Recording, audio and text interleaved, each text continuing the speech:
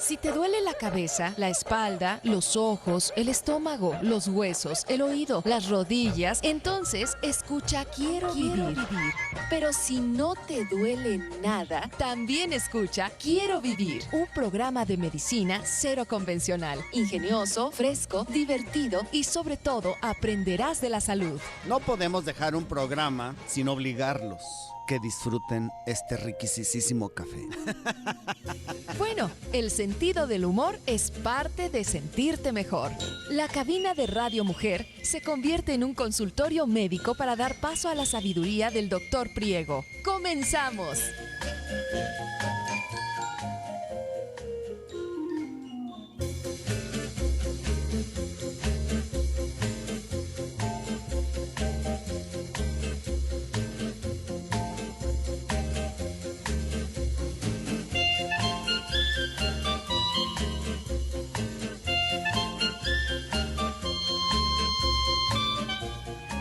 Bienvenidos, estamos iniciando Quiero Vivir este martes. Gracias por estar en sintonía del 1040. El doctor Gilberto Priego le salió una cirugía, ya saben cómo es esto de los médicos, de repente salen las cirugías de un momento a otro y bueno, pues se tuvo que ir al hospital, entonces ya no estuvo en este programa, pero te damos la bienvenida, te invitamos a que te quedes porque tenemos un tema, sabes que los martes son de ginecología y bueno, pues nos vamos a estar refiriendo ahora al cáncer cervicouterino, un poquito de la prevención y también del tratamiento, todo lo que tiene que ver con el virus del papiloma humano, y que sabes que mes con mes tenemos a nuestro médico de cabecera que nos acompaña para hablar de estos temas, que es el doctor Adalberto Padilla, y lo saludo con mucho gusto, médico ginecólogo y colposcopista. Buenos días, ¿cómo está, doctor? Muy buenos días a ti y a todo tu auditorio, y así es, tocaremos el tema de uno de los cánceres que más muertes ha ocasionado en nuestro país. Estoy viendo que es a nivel mundial el cáncer cervical, el tercer tipo más común en las mujeres. Mira, dependiendo de la región, si es un país pobre, rico o de nivel de desarrollo, puede llegar a ser la primer causa. En los países más pobres es la primera causa. En los países de alto nivel de desarrollo es la tercera causa. En nuestro país, en las mujeres, es la segunda causa. En las mujeres, ¿sí? Porque el primero ya es hoy en día el cáncer de mama. Cáncer de mama. Uh-huh. Pero de todas maneras, bueno, estamos hablando de una cifra muy elevada, ¿no?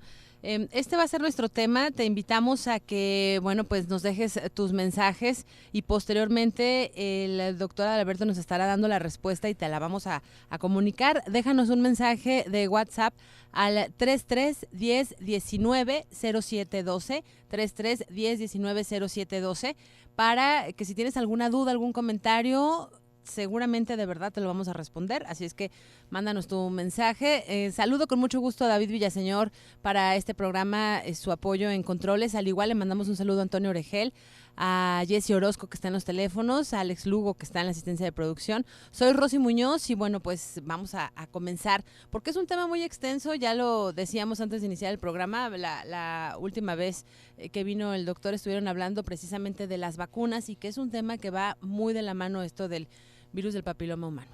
Así es, en la prevención, como platicamos el mes pasado, la semana pasada que tuvimos, hace unas semanas que tuvimos la plática, la prevención del cáncer cervicouterino tiene dos fases. La prevención primaria, que es evitar el contagio del virus del papiloma humano, y esa se logra mediante la aplicación de la vacuna contra virus del papiloma humano o la abstinencia sexual. No existe hoy en día un método anticonceptivo como ningún tipo de preservativo que te proteja al 100%. Entonces, entre menos parejas sexuales se tienen, menos factores de riesgo se van a tener para el cáncer cervicouterino, que es la transmisión del virus del papiloma humano. ¿Es la principal causa el virus del papiloma para el cáncer? Sí. Bueno, del cáncer cervicouterino, el principal factor o el factor más importante es la infección persistente por virus del papiloma humano de alto riesgo. Este tipo de virus son los que, en presencia de otros factores, pueden desarrollar el cáncer. Los otros factores que pueden ocasionar este cáncer son desde factores genéticos, ambientales, que es de la alimentación y contaminación, y podemos decir que cuando el sistema inmunológico del paciente se los permite, pues este problema crece. ¿Y por qué va a permitirlo el sistema inmunológico? Porque está poco eficiente o deficiente. Entonces, en pacientes con el síndrome del SIDA, síndrome de inmunodeficiencia adquirida, diabéticos o que están en tratamiento con corticoides, por prescripción médica, van a tener un factor de riesgo mucho más elevado para desarrollar cáncer cervicouterino. Aquellos que tienen ansiedad crónica es un factor también importante. Entonces, digamos que sí es como la principal causa esto del virus del papiloma, porque además quien lo tiene bajan sus defensas, entonces está muy susceptible a tener ya sea el cáncer o cualquier otra enfermedad. Mira, Rosy, lo que pasa es que quien se contagia y persiste con lesiones de virus del papiloma humano por un tiempo prolongado es aquella persona que tiene una deficiencia en su sistema inmunológico. No quiero decir que sea diabético o que tenga SIDA, pero quiere decir que las preocupaciones del día a día le hacen distraer la capacidad del sistema inmunológico, o por factor hereditario también. Su sistema inmunológico no es eficiente y por lo tanto le permite al virus multiplicarse e ir cambiando las células del cuello uterino, del cérvix, poco a poco, desde una displasia leve hasta una displasia severa y posteriormente al cáncer in situ, microinvasor, invasor. Van avanzando, es una enfermedad, es una historia que tiene en común que empieza desde la displasia leve hasta el cáncer invasor, en algunos casos que no son detenidas o tratadas a tiempo. Ahora, ¿influye la cuestión hormonal? Es decir, aquellas mujeres que tienen quistes en los ovarios, algunas situaciones donde bueno, las hormonas sabemos que es quien está manejando todo el organismo y de repente, bueno, últimamente en casos de mujeres muy jóvenes se han visto estas situaciones. ¿Es también un factor de riesgo para el BPH? El cáncer cervicouterino lo han asociado a un incremento para aquellas pacientes que usan anticonceptivos hormonales. Pero no es un incremento o una asociación tan importante como la que sí se observa en el cáncer de mama. Porque acuérdense que en el cáncer de mama sí hay tumores estrógeno dependientes o progestágeno dependientes. En este tipo de cánceres, efectivamente, las hormonas van de la mano como causa-efecto del cáncer de mama. Aquí en el cáncer cervicouterino no es una causa directa las hormonas. Sí es una causa directa nada más la aplicación o la toma de cortisol o corticoides, que es otro tipo de hormona, no hormona sexual. En esa sí hay, porque esta es inmunosupresora. Existen otros factores muy importantes, Rosy, como es el tabaquismo, la nicotina y todas las sustancias que libera el cigarro. Sí se ha visto que disminuyen la capacidad de defensa del sistema inmunológico en la región del tracto genital femenino y masculino. Entonces, este factor está demostrado que sí es coadyuvante. También se ha demostrado que la mala alimentación, la mala alimentación es porque no comen suficientes frutas y verduras que tienen los suficientes antioxidantes y también tienen una dieta baja en proteínas. Esos dos motivos hacen que una persona desnutrida, y por lo tanto esa es la razón por la que en los países más pobres se tenga un problema mayor. Cifra elevada. Además de que no hacen adecuadamente la detección secundaria de la que vamos a hablar. Vamos a la pausa y al regreso estaremos hablando de esto, la detección de cáncer cervicouterino.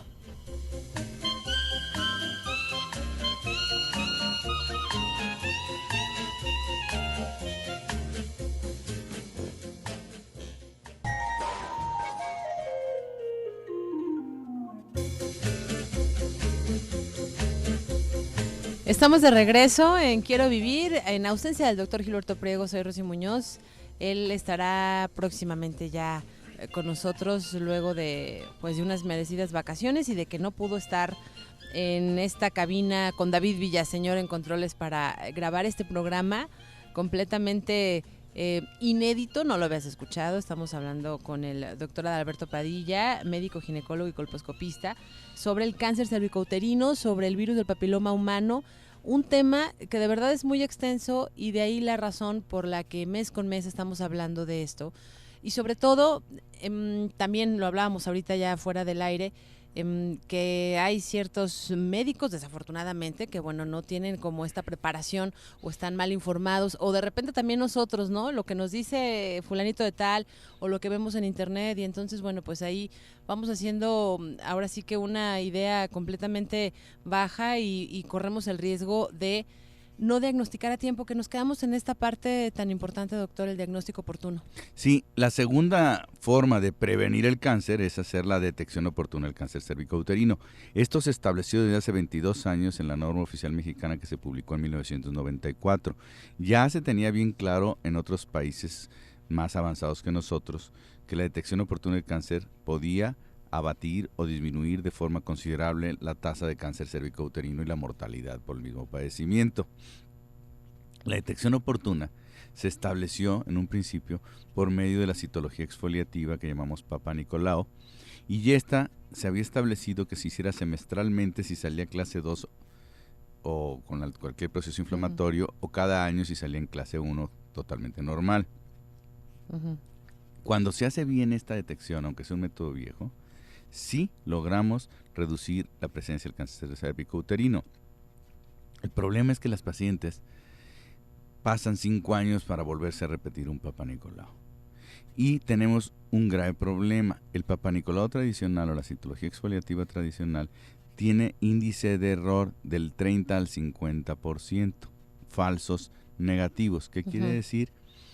Que hay pacientes que tienen lesiones de displasia muy pequeñas, que no son detectadas con el Papa Nicolau, pero ya tienen el problema, y el Papa Nicolau sale como si estuviera totalmente sana, y por lo tanto el ginecólogo se confía y le dice: usted está sana, no tiene ningún problema. Nosotros pedimos que se haga semestral o anualmente, así se pedía, por ese error que existía, por ese margen de error. Así a los 6 meses o al año se podía dar la oportunidad de estarle dando un seguimiento en cuanto empezara a crecer la lesión, detectarla. Pero por error y por vergüenza muchas mujeres no acudían. Entonces esto ocasionaba que a los 5 o 6 años que volvían a la consulta ya trajeran un problema serio, o incluso había mujeres que pues hacían un Papa Nicolau cada 7, 8 años, pues obvio que desarrollaban un problema severo. Y como platicábamos hace un momento, si no le vas a dar un buen seguimiento a una paciente que ya tiene una displasia, que ya se le diagnosticó una displasia, que ya fue tratada y que aparentemente la dejaste sana, pero puede tener una recurrencia, es lo que debemos de entender, porque es una infección viral, lo que destruimos son las lesiones, y además es una mujer joven, tenemos que protegerla para embarazos no deseados. Y las pastillas anticonceptivas en dosis bajas son la mejor opción para las mujeres jóvenes. Entonces, si a una mujer joven la das de alta sin seguimiento de un problema, de una displasia o lesión de alto grado que ya tuvo, y toma anticonceptivas sin control médico, tanto de la curación, del tratamiento por la displasia, como de los efectos de las anticonceptivas, ahí sí estamos hablando que se está incrementando el riesgo de cáncer cervicouterino en esa mujer. Pero no quiere decir que no se le den las pastillas. Quiere decir que requiere un adecuado seguimiento, Rocío. Ahora, si esta mujer, siguiendo el ejemplo, tuvo una displasia ahí, ya está controlada, de lo contrario, ¿puede volver a caer? ¿Existe? Sí, esto es muy importante porque hay ahorita, digamos que hay dos corrientes. Una que habla de que infección por virus del papiloma humano es igual a cáncer y que es incurable, cosa que es absolutamente mentira. ¿Por qué? Porque las pacientes que se llegan a contagiar por virus del papiloma humano, en los primeros 2 años del contagio, esto quiero que quede bien claro, es del inicio en que se contagian a los primeros 2 años de esa fecha, la mitad de las pacientes pueden tener curación espontánea. Y el resto tiene posibilidades de progresar en diferente medida. ¿Cómo es esto de la curación espontánea? El sistema inmunológico del paciente puede llegar a destruir el virus, pero esto sucede en los primeros meses del contagio. Si una paciente tiene varios años de haber estado con este problema y no se ha curado, su sistema inmunológico es poco probable que logre la eliminación espontánea y requiere de tratamiento. Por eso hablamos de que toda lesión persistente asociada a virus de papiloma humano por más de 2 años a partir de la fecha del contagio, requiere de un tratamiento de destrucción conservadora y vigilancia para estar seguros de que esta lesión fue eliminada. Ahora, existen los casos también donde no se da ninguna manifestación visible. Así es que precisamente para eso es el Papá Nicolau, porque no da síntomas. Las lesiones precancerosas, que es lo que es la detección oportuna de cáncer, no tiene ningún síntoma. Y en esas fechas, hace 22 años, se vio que el Papá Nicolau tenía este índice de error y se sugirió que todo Papá Nicolau con sospecha de infección por virus del papiloma humano o con lesión de displasia fuera enviada a una clínica de displasias para que se le hiciera una colposcopía y de esta forma identificar en dónde está el problema, tomar la biopsia para confirmar el diagnóstico y de confirmarse la presencia de displasia, recibir el tratamiento adecuado. Este tratamiento de las displasias es la forma de prevenir el cáncer. Ahora, sé que ya habían tocado con el doctor Priego esto de las vacunas, pero es importante recordar, si una mujer tiene ya la lesión, ¿aún se puede vacunar? Mira, este punto es muy importante porque la vacuna cuadrivalente que se llama Gardasil las protege contra varios tipos de virus del papiloma humano. Lo que se puede hacer cuando tienen ya una displasia es pedirle a su médico que junto con la biopsia les haga una captura de híbridos para determinar exactamente qué tipo de virus es el que tiene esa lesión. De esa forma pueden, de una forma objetiva, determinar si la vacuna los va a proteger, porque la vacuna tiene para más de 4 tipos de virus y sí les va a ayudar. Obviamente la limitante es la edad, por lo que les comentábamos, que entre más joven, mejor respuesta inmunológica para la vacuna. Los laboratorios que fabrican las vacunas dicen que hasta los 40 años hay buena respuesta. Y después de los 40 se requerirían más dosis para lograr los mismos resultados. Y bueno, antes de entrar a esto del tratamiento, todavía como la etapa de prevención, digamos que entonces las niñas, las adolescentes, ¿cuál es la edad en la que ya deben de empezar? Antes del inicio de vida sexual, estamos hablando que antes de la adolescencia, por eso está bien lo que estableció el gobierno mexicano, que desde los 9, 12 años se estén vacunando a las niñas. ¿Para qué? Para prevenir los contagios desde el primer momento en que inicia la vida sexual. Sí, porque, bueno, siempre va a haber personas, y se respetan, ¿no?, que están en contra, que están a favor, pero finalmente, hablando de la cuestión de salvar una vida, cuestiones médicas, es mejor esto de la prevención y recibir la vacuna. Sí, y no quiere decir, y eso es un error de parte de quienes están en contra de las vacunas por la cuestión moral, el vacunar a tu hija o a tu hijo no quiere decir que le estás promoviendo la promiscuidad, porque él debe de entender que recibió una vacuna que es una herramienta, pero no es no es un blindaje, no es un salvavidas, no es un salvavidas, que le va a ayudar, pero que eso no significa que va a estar exento de padecer este problema, porque hay muchos tipos de virus.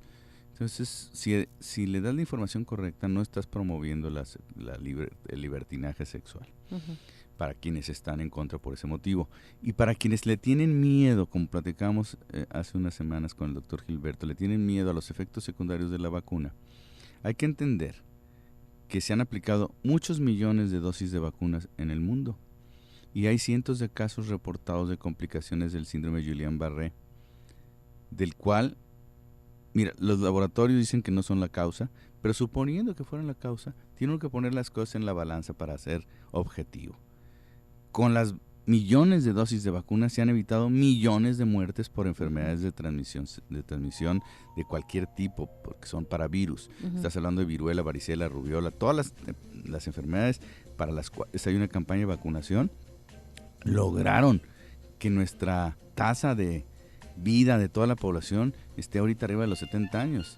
Antiguamente la tasa de mortalidad, la edad promedio de vida o la tasa de, digamos, la vida esperada máxima era hasta de 40, 30 años, precisamente por todo un montón de enfermedades.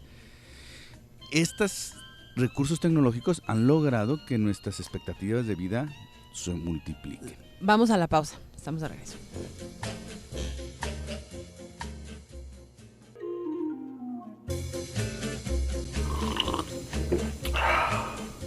Estamos de regreso en Quiero Vivir. Esta mañana hablando de... Dije, ay, escuché por ahí el café del doctor Gilberto Priego. Esta mañana hablando con el doctor Adalberto Padilla, médico ginecólogo y colposcopista. Es colaborador ya de muchos años aquí con el doctor Priego. Y bueno, hablando sobre el cáncer cervicouterino, hablábamos los primeros 2 bloques de la prevención, un poquito retomando el tema de las vacunas, que ya lo habían hablado hace unas semanas. Y bueno, ahora en esta parte sí enfocarnos a lo que es el tratamiento, cuando ya es el diagnóstico que sí existe una situación de cáncer, bueno, cómo se combate, dependiendo también yo creo que de la fase en la que Así llegue, es, ¿no? mira. Entonces, la detección tradicional, que es por medio del Papa Nicolau, hoy en día se le ha agregado la prueba de captura de híbridos para detectar presencia de virus de papiloma humano junto con el Papa Nicolau. Cuando sale positivo el virus de papiloma humano para un virus de alto riesgo y el Papa Nicolau es normal, se le sugiere a la paciente que se permanezca en vigilancia. Esa es la tendencia actual.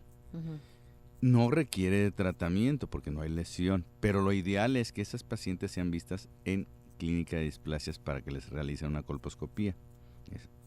Y si realmente tienen una lesión es porque el Papa Nicolau tuvo ese error que mencionábamos. Y al estar asociado a un virus de alto riesgo y tener una lesión, si al sacar las cuentas ya tiene más de 2 años de haber iniciado vida sexual, se habla de una lesión con más de 2 años de persistencia, y aunque sea una lesión de bajo grado, debe de ser tratada de forma conservadora sin afectar el futuro de la fertilidad de la mujer. Esto es bien importante porque en estos casos no está indicado los conos con electrocirugía porque disminuyen el volumen del cérvix. Y una lesión de bajo grado que a lo mejor no le iba a dar problemas, y si la dejaban, porque no era 100% seguro que era cáncer, si le hacen un cono mal hecho, sí le va a dar problemas de fertilidad. Entonces, por eso hoy en día se dice que las lesiones de bajo grado persistentes se manejen de forma conservadora con alguien que tenga experiencia, mediante la destrucción de la lesión por medio de la fotoevaporación con láser es la mejor opción. Cuando el Papa Nicolau también ya nos reporta una displasia, independientemente de la presencia de o no de virus de papiloma humano de alto riesgo, se hace la colposcopía. Si la colposcopía nos dice que es una displasia de moderada a severa, también sin duda se requiere tratamiento. El tratamiento de las lesiones es la misma, sin afectar la fertilidad mediante la evaporación con láser, siempre y cuando no tenga la posibilidad de lesión oculta dentro del canal del cérvix. Cuando hay esa posibilidad, entonces sí se acepta hacer un pequeño cono para mandar a analizar y descartar la posibilidad de un cáncer oculto. Esto es en esa etapa. Y cuando el Papa Nicolau te dice que tiene cáncer, o sea que te lo reporta en clase 4, no se debe de ir a un tratamiento directo, ni incluso a un clase 5.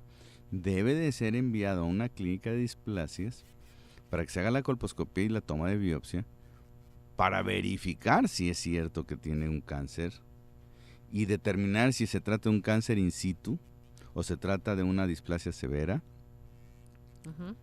y descartar la presencia del cáncer invasor, que tiene varias etapas. Si se habla de cáncer in situ, el tratamiento es conservador, se hace un pequeño cono y se barran las lesiones periféricas y la paciente debe de quedar curada. Si el patólogo reporta que en el cono no hubo una lesión mayor al cáncer in situ. Hay quienes cuando les reportan cáncer in situ hacen un cono bastante grande para dejar bordes quirúrgicos limpios y que el patólogo les asegure que quitaron toda la enfermedad y que no hubo cáncer. Esta opción es válida en mujeres que ya tienen paridad satisfecha, es la adecuada, pero en jovencitas no puedes hacer un cono gigante por una lesión de alto grado, una displasia severa. Por la cuestión de la infertilidad. Y en ocasiones nos van a reportar un cáncer microinvasor en la biopsia. Un cáncer microinvasor sí requiere de un cono amplio para que nos diga que los bordes quirúrgicos son limpios y si la mujer quiere tener bebés, con esto queda curada en la etapa de cáncer microinvasor. ¿Por qué es importante esto, hacer este cono? Porque nos va a decir si a la hora que el patólogo haga cortes, si hay alguna área con cáncer que ya haya invadido más de 5 milímetros de profundidad o que haya en los linfáticos células malignas.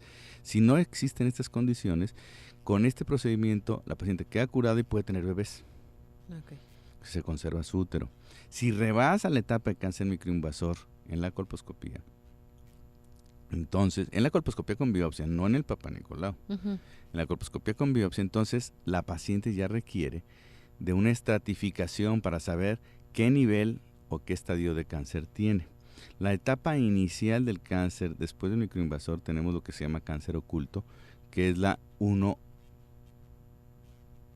etapa 1, y en esta se puede llevar a cabo la histerectomía simple con tercio superior de vagina y revisión de ganglios linfáticos.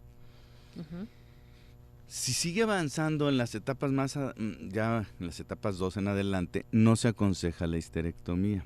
Por eso es importante que ante un Papá Nicolau normal no acudan con el ginecólogo y de inmediato les haga una histerectomía, porque si le quita el útero y le reportan que ya tiene un estadio 2A o incluso 1B, con una cirugía conservadora, pueden quedar cortos. Y entonces ya no hay dónde poner el dispositivo para la terapia, la radioterapia intracavitaria, porque ya le quitaron el útero y la tienen que dar a través de la pared abdominal y van a quemar la vejiga y el recto. Por eso no se deben de brincar los pasos. Cuando ya tienen una etapa en la cual la cirugía no le ofrece una solución, se pone un dispositivo especial con radioterapia dentro del útero y con esto se logran muy buenos resultados. En las etapas muy avanzadas, en etapas terminales, cuando tienen obstrucción de los ureteres y la masa tumoral está dando serios problemas, se puede llegar a utilizar la cirugía de salvamento, que es quitar lo más que se puede tumor para mejorar la calidad de vida del paciente, no para curarla. Estas etapas siguen costando la vida a muchas pacientes por no haber hecho con tiempo una colposcopía y un tratamiento preventivo. Es muy interesante, doctor, lo que nos dice, sobre todo en la cuestión de no quedarnos nada más con el Papá Nicolau. Entonces, si quiero recalcar, ¿tiene que ser el Papá Nicolau y después un examen de presencia de híbridos? Hoy en día se están haciendo al mismo tiempo la toma de las dos cosas. Si no se hacen al mismo tiempo y es un ginecólogo que no está certificado como colposcopista y le sale mal el Papá Nicolau, tiene como alternativa pedirle una captura de híbridos. Y si le sale, aunque el Papá Nicolau le salga negativo, pero si le salen virus de alto riesgo, tiene que mandarlo a una clínica de displasias. Si el Papá Nicolau ya le sale con displasia, tiene que mandar a una clínica de displasias. Nunca programar una cirugía radical antes de confirmar el diagnóstico. Si le dicen que tiene cáncer, no irse directamente al tratamiento del cáncer. Tiene que ir a la clínica de displasias y verificar qué etapa de cáncer tiene. Si es microinvasor o invasor, o si es in situ, para darle el tratamiento que esa paciente requiere. Como les menciono, si se brincan las etapas del diagnóstico y del tratamiento, pueden llegar a tener consecuencias serias. Porque una histerectomía mal indicada le acaba la vida a la paciente. Por las quemaduras de las radioterapias. Bien, entonces de ahí la importancia de acudir a una clínica de displasias y colposcopía. Bien, ahora doctor, en su consulta, pues, ¿quién más que usted? ¿Cuáles han sido los casos de mayor incidencia que han llegado? Mira, teóricamente el cáncer lo debes de encontrar después de los 40 años, un cáncer in situ. Después de los 40 es cuando se presenta y el invasor ya teóricamente es a los 50. Son lo que te dicen los libros. Pero yo sí he visto muchachas de 20 años con cáncer in situ que posiblemente tienen un estado inmunológico deficiente, inadecuado, y que sus parejas han tenido múltiples parejas, o sea que son de muy alto riesgo. Por eso, en 26 años que tengo de ginecólogo y de colposcopista, considero que no se puede generalizar, hay que siempre tomar en cuenta la gravedad de la lesión y el estado de la paciente, el estado de salud, porque se pueden llevar sustos importantes. Y otra cosa muy importante es la recurrencia de las displasias, que eso podría ser un tema posterior, porque la destrucción de las lesiones no significa que se acabó el problema. Vamos a la pausa. Esto nos lo dice ahorita de regreso, así como los datos del doctor Adalberto. Y bueno, pues seguimos aquí en tu programa de salud de Quiero Vivir. Regresamos.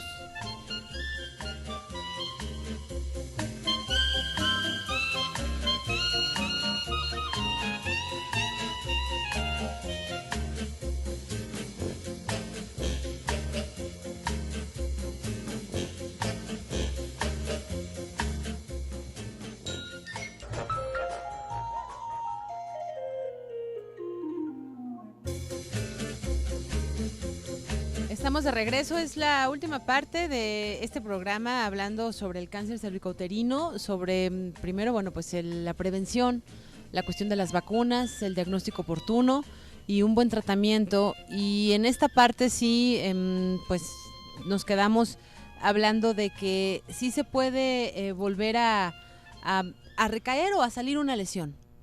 Así es, esto es muy importante. La displasia o la lesión precancerosa del cervix está asociada a un virus y, como les dije, depende del sistema inmunológico controlar la infección viral.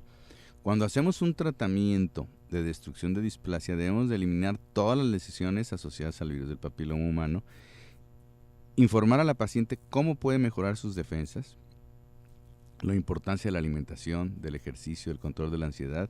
Y hoy en día tenemos algunos productos que sí ayudan a mejorar las defensas. Es una proteína que viene en polvo, parece leche, es derivado de la leche, que sí nos ayuda.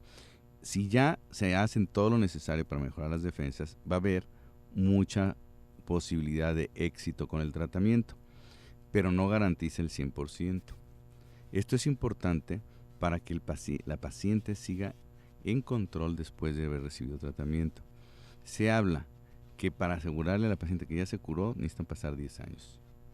Entonces, yo sugiero a mis pacientes que durante los primeros 4 años se chequen cada 6 meses y después de forma normal, una vez al año, pero no con una simple Papa Nicolau por el índice de error. Cuando tienen este cáncer cervicouterino es posible, pero estar en seguimiento 10 años. Así es. Todas las lesiones de virus del papiloma humano, aunque hayan sido tratadas y curadas, hay que tenerles siempre un respeto de posible recurrencia los primeros 10 años. No quiere decir que se vayan a morir de cáncer, pero requieren vigilancia para estar seguros de que no ha habido recaídas.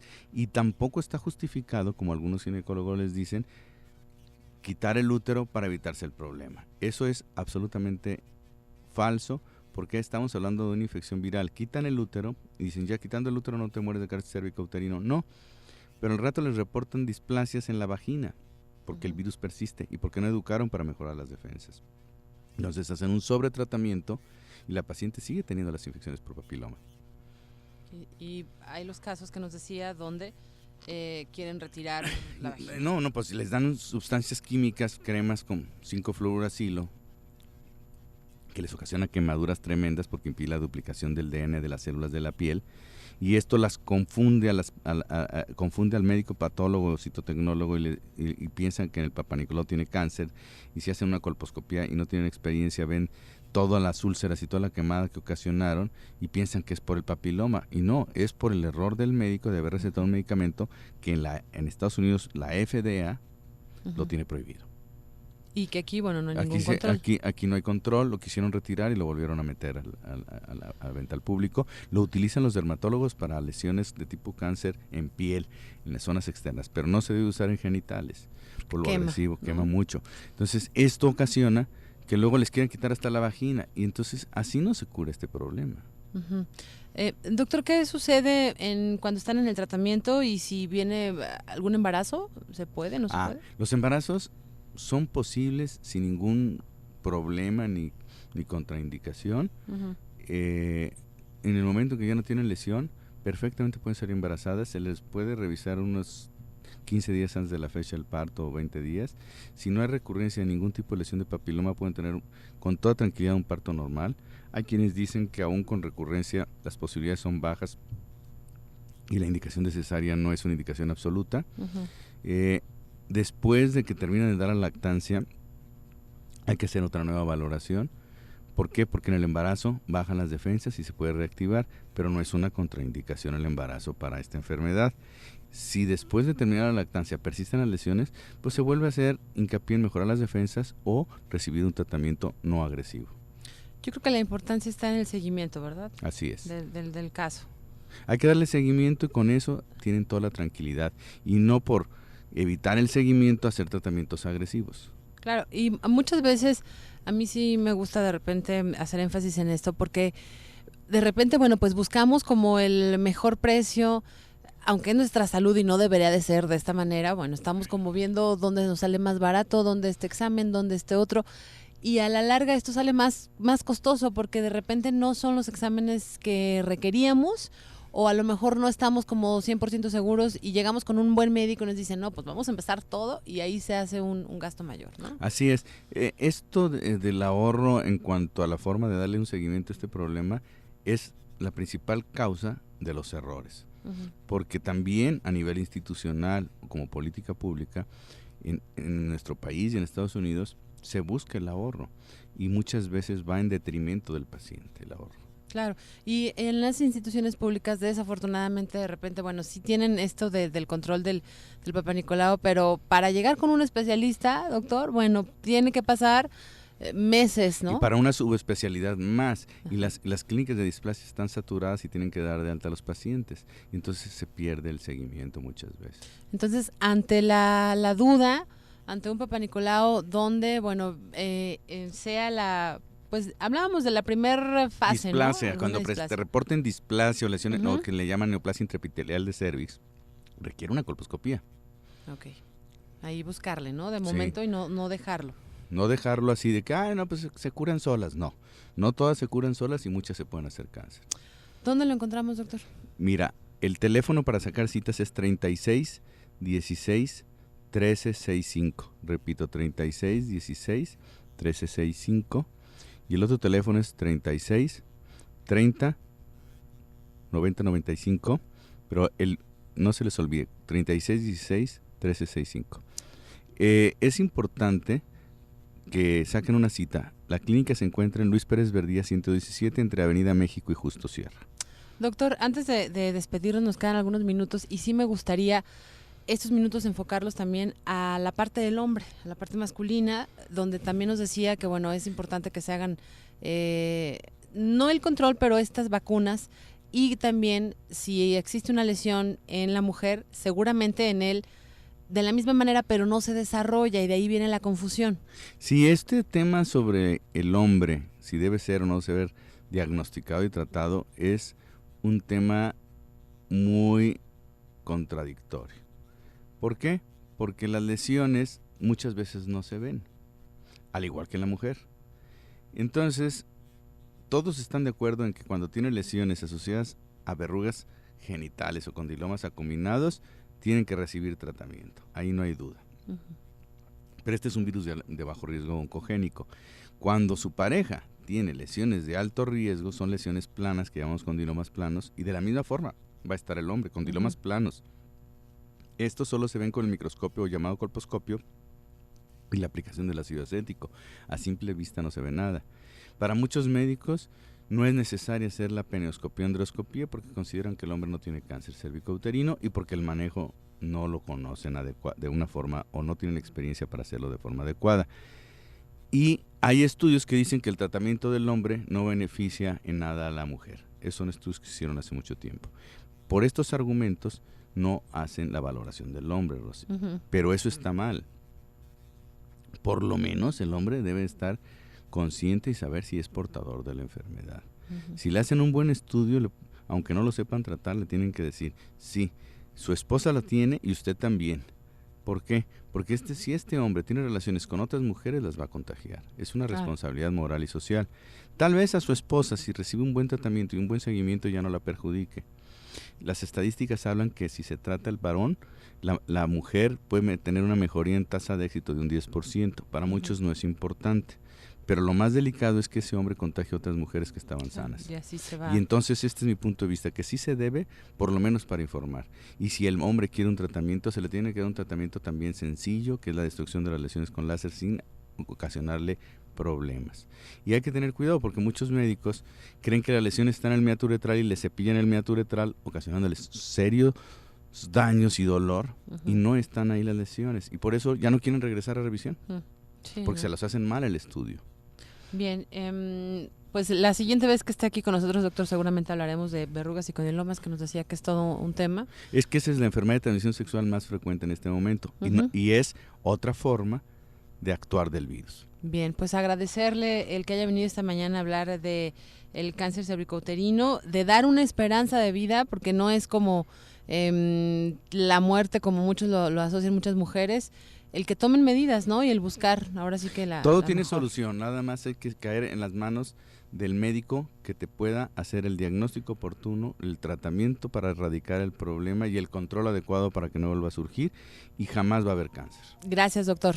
Gracias. A ti también gracias, Rosy, a ti y tu auditorio, esperemos aclarar todas sus dudas. Así es, muchas gracias, David Villaseñor, soy Rosy Muñoz y el día de mañana los esperamos en punto a las 8 de la mañana en Quiero Vivir.